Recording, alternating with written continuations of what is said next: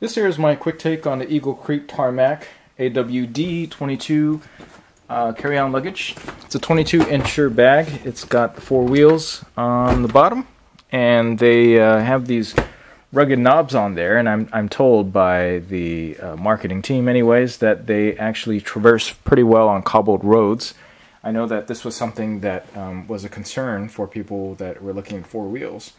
And from the looks of it, looks pretty well done, pretty well designed. And I see no reason why that would fail, because the wheels look like they can handle it. It's got one thing that I found pretty interesting was that it has this expansion slot here. So this allows you to expand the bag a little bit way.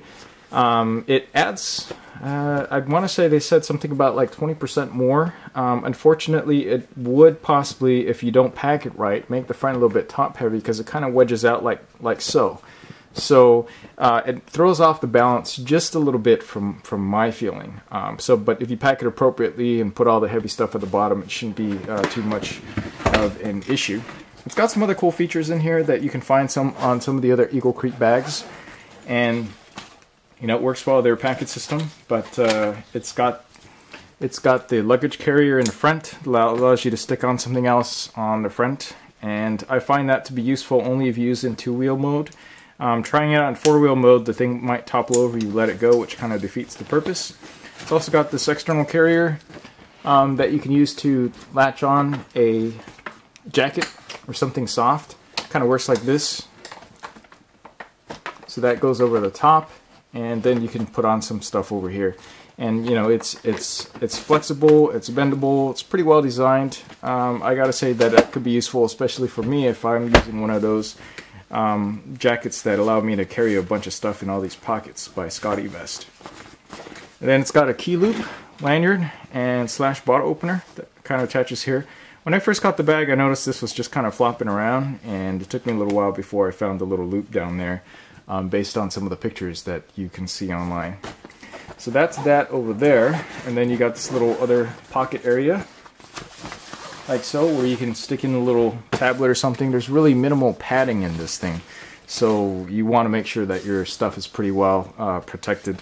If you are going to put anything that might be a little bit fragile, there's actually nothing really in between this and the bottom, so there's no padding there. The exterior, pretty cool, pretty well designed. It's got nice 2 little handles on the side. I like the zipper pulls here, but I feel like the zippers aren't as easy to move and shift as I'd like. I'm not sure if these are YKK zippers or not, but they definitely don't feel as smooth as one would think. The telescoping handle is actually well designed. It's very solid. It takes up a whole piece back here. The bottom of the tub is rigid, or semi-rigid. We'll call it semi-rigid, and the top is soft, so you kind of get a little bit of the best of both worlds. Okay, so I don't have this fully packed. I just threw a bunch of stuff in here, so fair warning. It's got this whole section here that you can also attach on the outside, and you can see pictures of how that works, where you can pack some stuff on the outside. I don't foresee myself doing that, but this does serve as a good tie-in here, just to register the weight and keep things packed up on one side here. So that's not bad, and these are easily removable via the clips. Nice little touch. I didn't use any of my Eagle Creek packet things in here, but as you can see, the space just pretty much looks like that. Pretty typical. Nothing particularly special about the space inside, at least on this side, and also probably on this side. This side is a zippered section where you can help to section off your stuff and make sure when you open it things don't fall apart. But a nice little touch is also that this will actually roll up to the side like so, and then you can just fill up this compartment. And it's got these little cool, nifty little anchors that allow you to anchor this in, so you can pretty much use up the whole space like so, if you have any items that would actually need to fill up both sides at once. So that's it on this side. There's really nothing else here. There's no other, there's no suitor or anything. That's pretty much it. So I would say at a retail price of, what was it, $330, you're really paying for the Eagle Creek no matter what guarantee.